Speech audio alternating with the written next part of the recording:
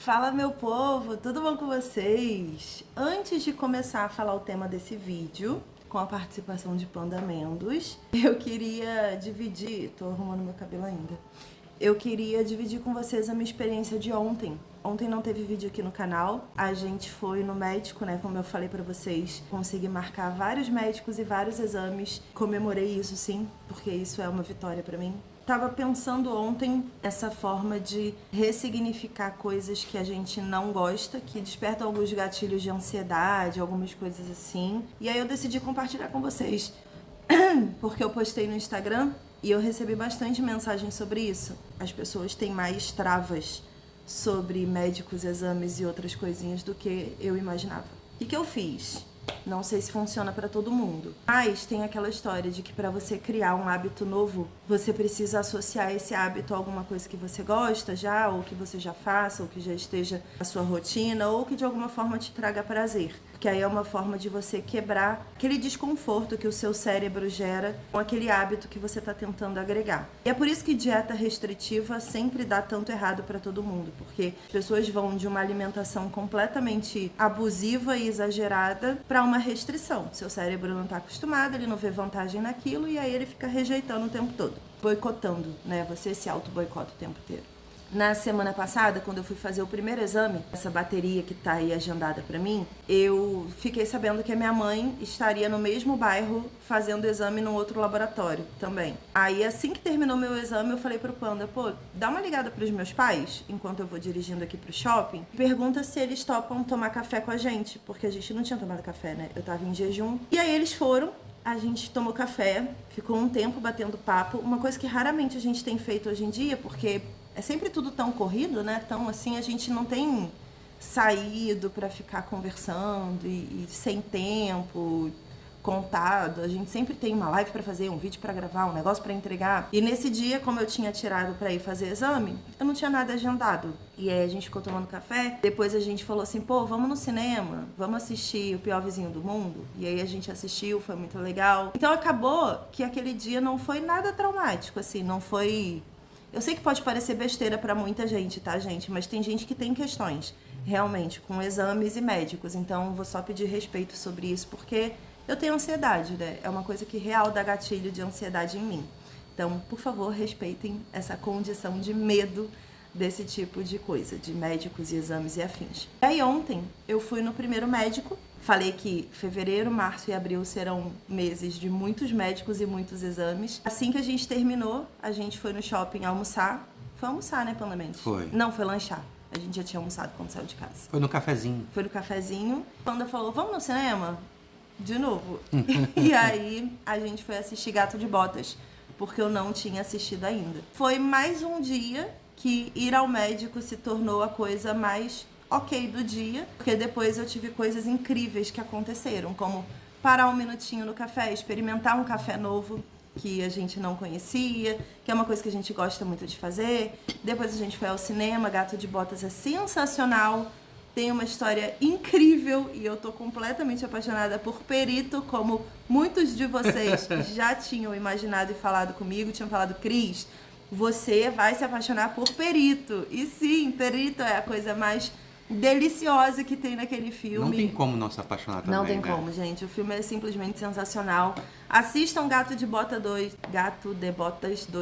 caso vocês não tenham assistido. Queria compartilhar com vocês que é importante você associar novos hábitos a hábitos antigos que já te dão prazer, associar em tempo, em rotina, em horário, no que você puder associar, assim, para que você consiga viver bem com aquele novo hábito, sem se sentir de alguma forma machucado, ou desagradado, ou ansioso, como é o que acontece comigo, né? Estão cortando a grama, tá? Então tá um barulho de cortando grama. Já recebemos uma mensagem ontem do Eduardo Lousada. Isso. No Instagram. E eu queria ler porque eu achei maravilhoso tudo que ele mandou e eu acho que isso daqui pode ser a dúvida de muita gente. Vamos lá, vou ler pra vocês. Oi, gente, boa noite. Boa noite. Eu vi o vídeo Einstein era um hater e me ocorreu de entrar em contato mais direto com vocês para perguntar sobre uma mudança no canal.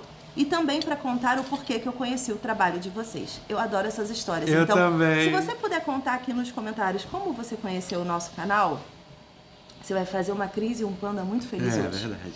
Eu comecei a seguir vocês e acompanhar os vídeos durante a exibição de Anéis de Poder. Quem me recomendou o seu canal foi a Gabi Xavier, pois eu fiz uma crítica sobre a crítica que ela havia feito em um episódio. Olha. E eu me referi a ela, que estava ficando cansado de tantos streamers falando mal de uma obra que foi tão bem produzida, sabe? Uhum. Porque independente de erros, XYZ da produção é um trabalho primoroso. E o tanto de haters que passaram a criticar foi algo assustador.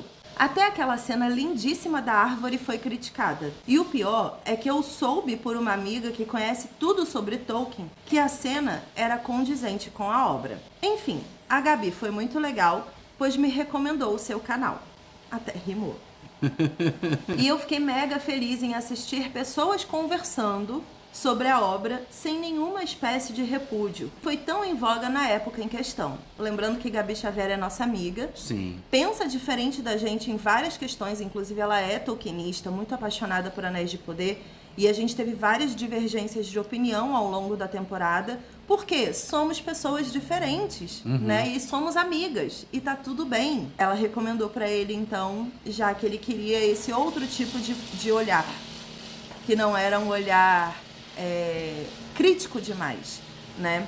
Fechamos a janela, espero que tenha abafado aí o som pra vocês. Aí ele continuou, mas eu notei que o canal está tomando um novo rumo. Olha. Aqui eu fiquei receosa, porque, gente, essa frase, Gostei ela pode... muito, mas eu tô sentindo que tá diferente. Então, mas tem muita gente que reclama quando a gente se transforma. É. E aí eu fico pensando no desconforto que essa pessoa fica quando a lagarta vira borboleta. É. Mas é até compreensível essas pessoas porque a gente acompanha vários criadores de conteúdo que fazem a mesma coisa há anos. A mesma coisa igualzinho, né? E aí essa pessoa, existem pessoas que chegam no nosso canal e se sentem agraciadas, tipo, que bom que eu encontrei alguém que fala desse jeito e que faz esse conteúdo. Aí a gente muda. E aí a gente muda o tempo todo.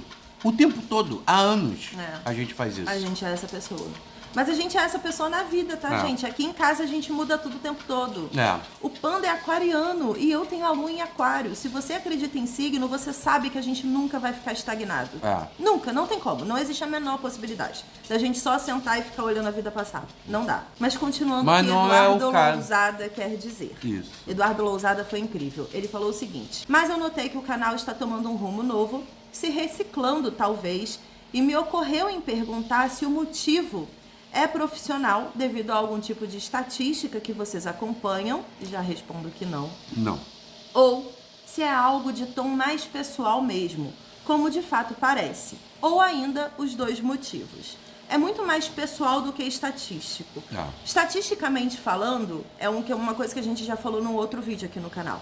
Estatisticamente falando, o público nerd, que é o público que a gente sempre se direcionou aqui no YouTube, é um público de algoritmo. O público nerd geralmente gosta de coisas iguais todos os dias, formatos pré-moldados de conteúdo, listas, críticas, recomendações e tudo mais, e geralmente gosta de uma opinião que é muito consistente. Então, assim, se as pessoas que gostaram, vou dar um exemplo, de Batman vs Superman, também gostaram do Snyder Cut, é isso que você espera do criador de conteúdo que gostou de Batman vs Superman. Que na hora que ele for falar do Snyder Cut, ele também goste. Você não espera nada diferente disso. Então, é um público pouco flexível nos seus pensamentos e na sua forma de enxergar o mundo. É um público que olha o resultado final de um filme da Marvel no cinema e não pensa na cadeia de construção desse filme. Ele pensa no filme, apenas. E aí, a gente, no meio desse espectro, porque nós somos nerds, né? Do espectro de opiniões do YouTube, nerd no YouTube... do espectro de opiniões de redes sociais do público nerd, essa é a frase que eu queria montar, a gente descobriu que a gente não se identifica muito com o público que espera coisas óbvias e espera respostas fáceis. Mas a gente nunca se identificou. Se você pensar, então, a nossa mas aí criação... a gente nunca se posicionou assim, né? Não. Mas é porque a gente só cria. É complicado você criar e ter que fazer manutenção do que você criou, entendeu? É bem complicado. Então, existem fases de criação de conteúdo e existem momentos onde a gente faz melhor essa manutenção. Eu acho que a gente está vivendo esse momento. Eu também acho. A gente está criando de uma forma leve o que a gente está fazendo nesses últimos meses. Sim. Mas a gente está levando em consideração muito o que as pessoas agradáveis falam pra gente. Como, por exemplo, o senhor Lousada. Coisas positivas, sabe? Ah, vocês não têm hater? Claro que temos. A gente tem hater na nossa família. Se o conceito de hater é uma pessoa que aponta o dedo pra você dizendo que você é inconsequente, tá errado... Todo mundo tem hater o tempo todo. Todo mundo. Sabe? Se você chega na padaria e você vê que tem uma mosca, coisa que acontece muito aqui no Brasil, sobrevoando os pãezinhos doces deliciosos que ficam ali no negócio, você vai falar, ó, tem uma mosca aqui voando em cima do pão. Pro padeiro, tu é hater. O conceito de hater ainda é usado na internet porque as pessoas decidiram endeusar, mas gente reclamando das coisas e apontando o dedo para o que não gosta existe desde que o mundo é mundo. Até porque o padeiro, a primeira coisa que ele pensa, ele, caramba, acordei 3 da manhã, maluco. Pra fazer esse pão, entendeu? E eu fiz com todo amor. O que tem a mosquinha? E aí a mosca entrou sem querer. Exato. Nem fui eu que fiz a mosca entrar. A mosca não me define. Você quer matar a minha fornada? Entendeu? Então assim, respira, militante. Hater existe desde antes de você.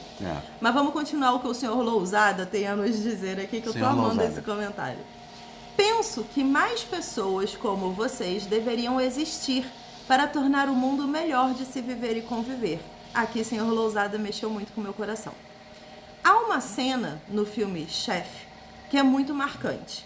E eu pude rever esses dias num documentário intitulado Brené Brown, Atlas do Coração. Eu fiquei com curiosidade de ver as duas coisas porque eu não vi. Eu também. Brené Brown, não sei se é assim que fala. Sim, é assim mesmo. É uma professora, palestrante, autora e apresentadora de podcast norte-americana. Brown gente, senhor Lousada escreve muito bem. Senhor Lousada, mande mais comentários. Sabia que ele é diretor? Lousada? É. Ah, eu vi aqui antes que o senhor Lousada... Aquela, né? Ele deve estar falando, cara, para com isso. Aí é aquilo, né? Não. Fun fact. No final de janeiro, o senhor Lousada disse que ele e a esposa dele estão em busca de mudança residencial no Rio de Janeiro e que ele já me viu comentar sobre a região que a gente mora em alguns momentos e ele gostaria de saber como que é a vida no litoral sul do Rio de Janeiro, preços, essas coisas assim, porque ele não conhece ninguém nessa região. Então, senhor Lousada, você aí do outro lado, se precisar de qualquer ajuda, pode continuar nos perguntando, tá? Porque, de verdade, a gente ama muito a nossa região, então seremos os primeiros militantes daqui, sim, positivos, de venham morar aqui. É porque seria incrível tomar um café com você e a senhora sua esposa. A senhora Lousada. A senhora Lousada, para batermos um bom papo. O que menina Brown falou? Brown é conhecida em particular por sua pesquisa sobre vergonha, vulnerabilidade e liderança. E por sua palestra amplamente vista no TEDx de 2010. Fonte Wikipedia, gente. Comentem sempre assim nas coisas. No doc, ela apresenta uma cena desse filme muito forte, que mostra um chefe indignado com um crítico. E aqui a gente começa a nossa conversa de verdade. Isso. Eu achei particularmente tocante ela usar essa cena para falar sobre sentimentos, como vulnerabilidade e vergonha. E o que muito da internet tem feito, ano após ano, é criar críticos que sabem apenas criticar para ganhar likes. O vídeo que vocês gravavam fala muito sobre tudo isso. E também é tocante, por assim dizer. É algo que é preciso ser falado. E se de alguma forma eu puder contribuir, contem comigo. Mil perdões pelo texto enorme, mas sinceramente eu gostaria de escrever muito além. Espero que esse tempinho que tirei para refletir sobre o que é importante, esse rumo que vocês têm tomado, possa ser útil de alguma forma. Sintam-se abraçados, nos sentimos. Sim. Estou adorando suas ideias e me identifico demais. 2 coraçõezinhos. Bom, o que eu queria falar sobre isso para começar? Eu achei muito curioso ele dá esse exemplo do chefe gastronômico, né, e do crítico, na verdade do chefe e do crítico gastronômico, porque é exatamente o exemplo que eu converso com o Panda, sobre o que eu enxergo do crítico. É uma pergunta que eu faço constantemente e que eu devolvo aqui para vocês que estão no nosso canal. O que é ser crítico gastronômico? os caras trabalham literalmente para classificar restaurantes, chefes e pratos específicos. Vamos supor que existe um restaurante fictício chamado La Comida Deliciosa, que você adora ir toda semana com a sua família porque você adora a comida desse restaurante. Isso. Você conhece o chefe? Talvez não. Você sabe qual é a história desse chefe, a história dos pratos que ele serve? Talvez não. Mas você ama ir nesse restaurante toda semana. Que é um restaurante que te faz bem. Você gosta do clima, da musiquinha baixinha que toca, da comidinha que você pede sempre. Você consegue sentar sempre na mesma mesa. O garçom, quando você chega, já falou de sempre, jovem. E aí você fala assim, eu amo esse restaurante. E aí você come muito feliz e contente e sai de lá o quê? Com um quentinho no estômago e no coração. Certo? Certo. Tempos se passam, meses se passam e você descobre que esse restaurante foi pessimamente avaliado por uma revista de gastronomia, por um crítico gastronômico. Eu te pergunto, isso vai mudar o seu sentimento pessoal com aquele lugar? Você vai deixar de ir nesse restaurante por conta da crítica do crítico gastronômico? Essa é a primeira pergunta, não existe resposta certa ou errada. Quero que você responda aqui. Isso. Ó, o que eu acho dessa pergunta já é que sim, qualquer fator exterior deveria alterar o seu fator interior. Qualquer um, sendo crítico ou não. Qualquer opinião de qualquer pessoa te altera de alguma forma. Ou você embasa mais o seu sentimento por aquilo. Mas eu gosto e só isso importa. Ou você muda de ideia e fala, realmente, eu não pensei nisso e é algo que sempre esteve na minha realidade e eu nunca percebi. Eu nunca questionei. Segundo cenário, você nunca foi num restaurante X que tem na... A Leia ficou revoltada. Bom, esporro dado nos cachorros. Segunda pergunta. Quer dizer, segundo cenário, né? Você tem um restaurante na sua cidade que você nunca foi. É um restaurante ali que é chique, é meio carinho, e você fala assim, por que eu vou ali comer um bife à parmegiana de R$150 se aqui do lado tem um PF que vende um bife parmegiana maravilhoso por R$19,90? E aí você nunca foi, sabe? Você fala dos barão. Um dia, quando eu for comemorar alguma coisa, talvez eu faça algo ali. Beleza. Esse restaurante chiquetérrimo da sua cidade ganha, sei lá, uma estrela Michelin. E aí, o restaurante fica concorridíssimo. Você fala assim, cara, um crítico gastronômico veio aqui na minha cidade e disse que esse restaurante é tipo um dos melhores do mundo. Eu vou. Agora eu vou. Ou você fala... Não importa a fila. Não importa a fila. E você liga pro restaurante, são 6 meses esperando a reserva. E ele espera? Eu espero. Nossa. A conta vai dar R$2.000. Eu pago, porque eu preciso comer e fazer a minha foto do Instagram. Isso. Dizendo que eu fui no restaurante que teve uma estrela Michelin e que eu gostei e que eu concordo com o crítico. Não satisfeito, marcarei o @, do crítico lá no Instagram falando, você sempre esteve certo, nunca errou, parabéns. Mesmo tendo ido no lugar que você comeu, sei lá, uma fumaça de uva... Num croquetinho de buju desse tamaninho aqui, ó. Um croquetinho de buju? Entendi. Não sei, mas essas coisas custam R$1.000. Deu pra perceber que você não sabe o que é um croquetinho de buju. Croquetinho de buju, não sei, mas deve existir, sabia, né? França, né? França é assim. Você vai se esforçar muito para gostar, porque aquilo ali tem uma validação positiva de um crítico gastronômico. E você vai fazer o que puder para estar ali, aonde o crítico esteve. Isso. Porque você vai se sentir o quê? Entendeu? Aquele sentimento assim? Eu estou me sentindo muito... conhecedor. Entende? O que esses cenários mostram pra gente? Que existe uma indústria, e o MasterChef pra mim é muito isso, tá? Eu não gosto de... já vou deixar aqui a explicação, porque eu recebo muita pergunta sobre MasterChef sempre que começa o MasterChef. Porque eu gosto de comer, e eu gosto de comida, e eu gosto de avaliar a comida. Mas eu não sou crítica, eu sou taurina. Outro conceito.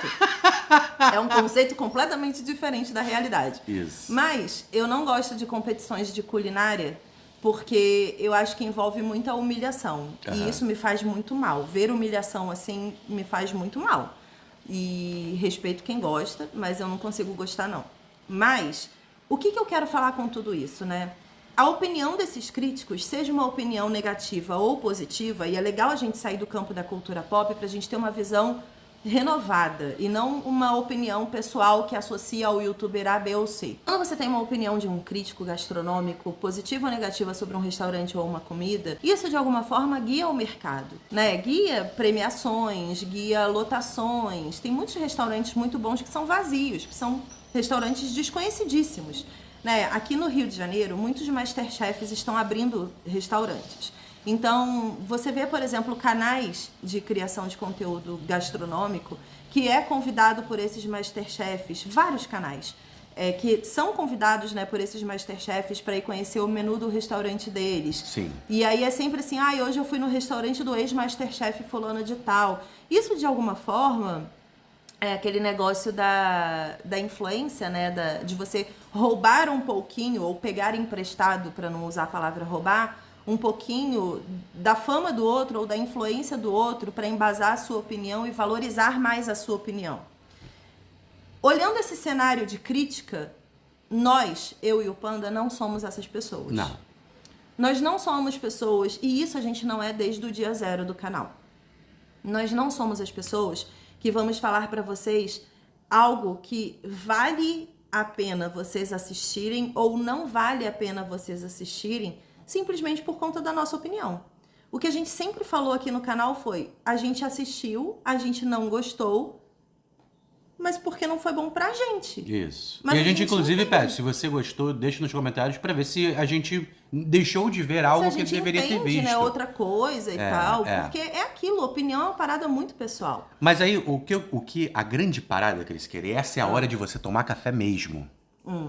É que Você quer virar pra você? Eu acho bom. Só um minutinho. Eu não esperava pela câmera vir pra minha cara do nada. Eu não me preparei pra isso. Panda de manhã. Não me preparei pra isso. Eu separei aqui duas frases que eu pesquisei quando eu li essa mensagem do Lousada. Primeiro, sobre o que é uma análise crítica. A princípio, qualquer técnica usada para decompor uma questão é considerada uma análise.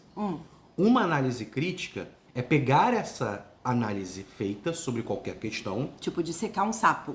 Tipo, comi uma comida e estou analisando as técnicas dessa comida.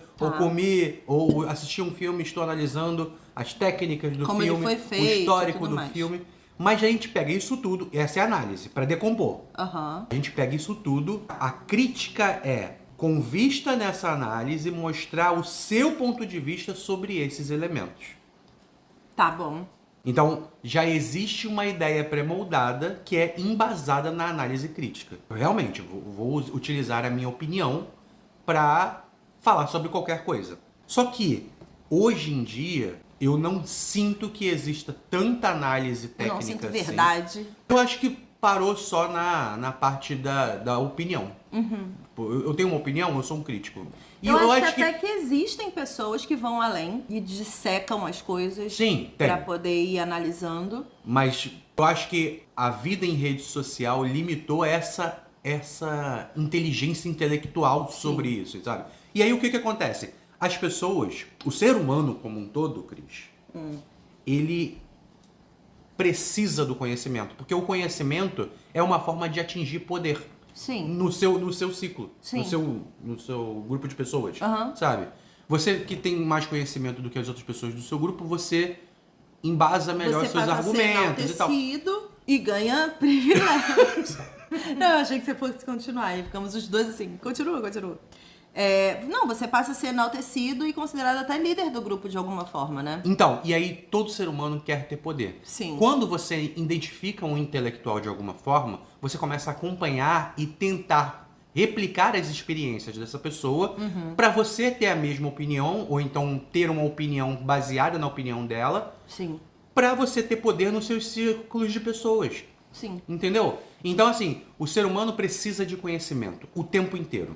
Sim. Então, se existem intelectuais que perdem o tempo delas obtendo conhecimentos e analisando coisas que você pode simplesmente hackear a vida para obter aquele conhecimento mais rápido. Copiar a informação e a opinião. E é por isso que na internet tem uma galera que replica a opinião de uma coisa que ela não experimentou. Isso, porque eu até falei essa semana, né, que eu vi uma crítica postando no Twitter que tinha odiado um filme E aí ela utilizou como embasamento pro ódio dela, desse filme, uma crítica de um outro jornalista crítico de cinema que também odiou.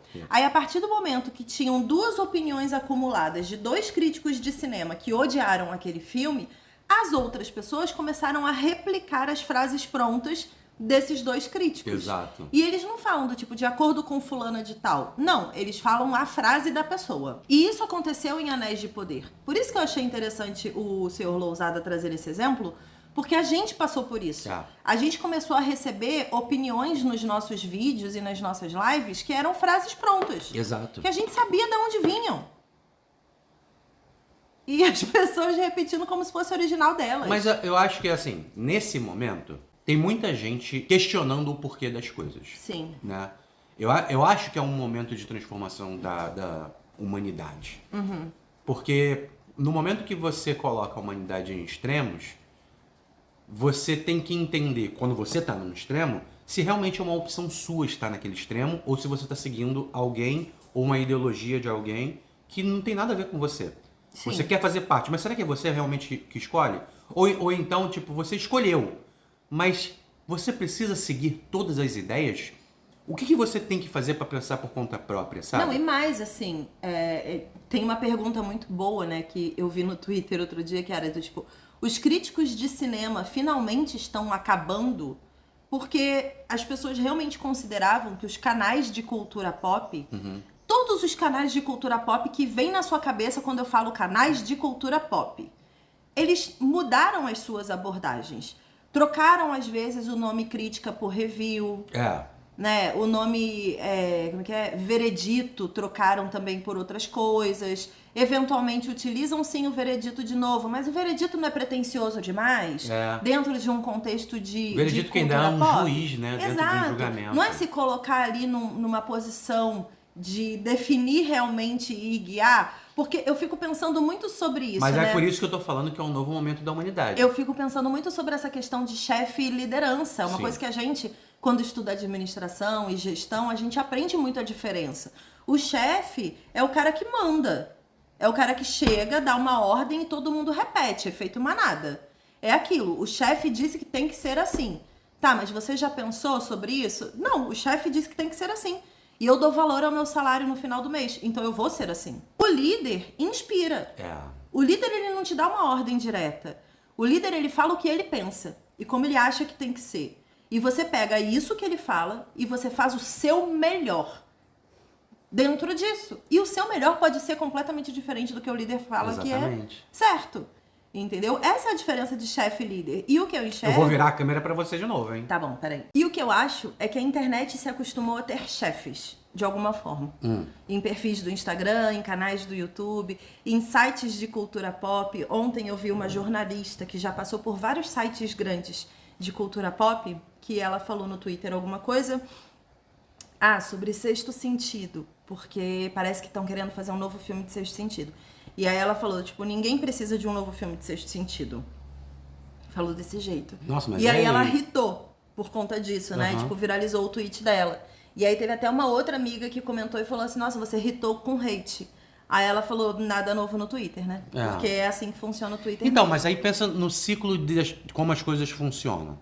Eu vou botar minha cara do teu lado. Aí pensa no ciclo de como as coisas funcionam. As pessoas que trabalham com internet de alguma forma precisam ter mais números para dizer que ela é especialista em alguma coisa. Que elas são influentes. Precisa ter números. E aí ela começa a imitar alguns trejeitos padrões de relevância. Dá para identificar o que funciona em cada rede social e o que não funciona, né? Sim. Você passa um tempo ali, você dá uma analisada e você fala, tá, isso aqui funciona mais do que aquilo ali, vou começar a replicar isso aqui. Isso começou a engajar uma galera. Sim.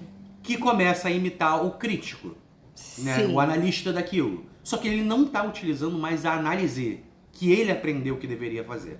Ele está utilizando as técnicas para crescer numa rede social. Sim, exatamente. E aí, várias pessoas começam a imitar essas técnicas que ele tá imitando. Sim. E aí as outras pessoas começam a questionar o que ele fala. Sim. Eu acho que isso sim mata a crítica, de alguma forma. Porque... Essa vulgarização do modelo.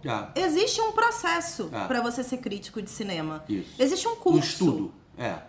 Alguns críticos do YouTube, e chatos eles ou não, concorde eu com eles ou não, são pessoas formadas nisso. Exato. E se você gosta desse tipo de conteúdo, meu Deus, não há nada errado nem do crítico reclamar das coisas e nem da pessoa que gosta desse crítico gostar da reclamação dele. O que eu acho errado nisso tudo é você trabalhar com algo onde você acredita que a sua opinião vale mais. Isso é errado. O sentimento de autoridade, mas uma autoridade massacradora, sabe? Uma autoridade que silencia o outro. Nenhuma autoridade verdadeira, e aí a autoridade, vamos pensar aqui na liderança, deveria silenciar os seus liderados. Então, você, por exemplo, dá a sua opinião como crítico, né? E aí, alguém nos seus comentários fala assim, pô, mas eu acho que essa opinião não é muito legal por conta disso. Ao invés de você decidir por um caminho de diálogo, você decidir por um caminho da carteirada. E falar, mas eu sou crítico, formado na escola de Nova York, Massachusetts, E ninguém tá falando que o crítico não conhece mais do que outras pessoas. Conhece em um determinado ponto. As outras pessoas conhecem em outros pontos. E isso faz a gente ser igual de alguma forma. Porque a gente dedica as nossas vidas pra conhecer um determinado ponto, né, da vida. Ali. Eu já vi comentários assim, um crítico não gostou de alguma coisa e postou no Twitter. E isso é outra parada, tá, gente? Pra você fazer uma crítica bem feita, 140 caracteres, 280 caracteres não funcionam. Não. Ou você... Só um minutinho... Deu notificação aqui. Ou você embasa o seu conteúdo e cria o esqueleto da análise, ou você não tá fazendo uma crítica, você tá só dando sua opinião. Tipo, seja honesto com seu público. Sim. Essa é a grande questão. Mas eu já vi, por exemplo, pessoas que responderam a uma crítica negativa falando assim, poxa, mas esse filme é muito importante pra mim e pro meu pai. Porque nos conecta não sei o que lá. Isso. E aí o crítico, ao invés de falar assim, que maneiro que esse filme tem uma boa parte na sua vida, uma história com você e tudo mais, o crítico respondeu, mas aí não tem nada a ver com a crítica. Isso não significa se o filme é bom ou ruim. Isso é falta de educação. Isso não é conhecimento técnico. Mas aí vamos lá. O papel do crítico é ele defender que a opinião dele é suprema. E tem todo um embasamento. Tipo, ele realmente analisa e constrói uma inteligência sobre um determinado fator para defender que a opinião dele é uma opinião intelectual. Entendi. Então, vocês que fiquem aí na cadeira da intelectualidade de vocês, porque, literalmente, assim, gente, não é que eu desrespeite críticos, tá? Eu acho que eu valorizo alguns, não todos, em várias áreas diferentes. Mas, se eu percebo o arquétipo do chefe que quer me massacrar e me silenciar porque acredita que sabe mais do que todo mundo do mundo, automaticamente eu me afasto dessa pessoa. Isso. E eu já tive discussões lá na taberna de pessoas que enaltecem determinados criadores de conteúdo e enxergam a ponta final da cadeia da entrega do vídeo. Isso. Se encaixa no arquétipo chefe, se a minha verdade é absoluta, se eu estou acima de tudo e de todos, e eu digo isso pra vocês com muito amor e sentimento, ainda é chefe. Ainda tá tentando me silenciar. Pra mim não cola.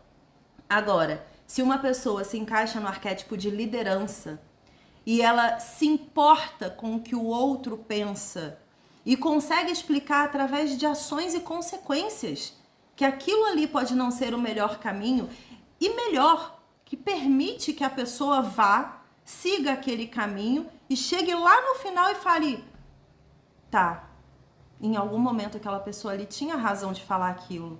Realmente esse caminho não foi tão legal. E volte. Permita que as pessoas vivam as suas próprias experiências. Para mim, criar conteúdo é isso.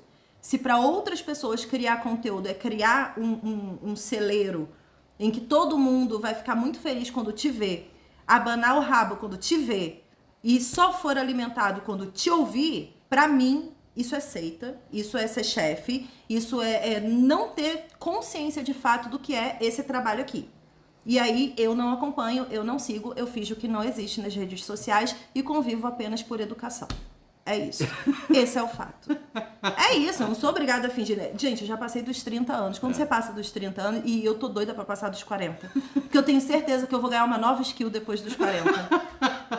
Porque depois dos 30, eu quero que o povo que não gosta de mim lute. E eu quero que as pessoas que eu não concordo se afastem muito de mim.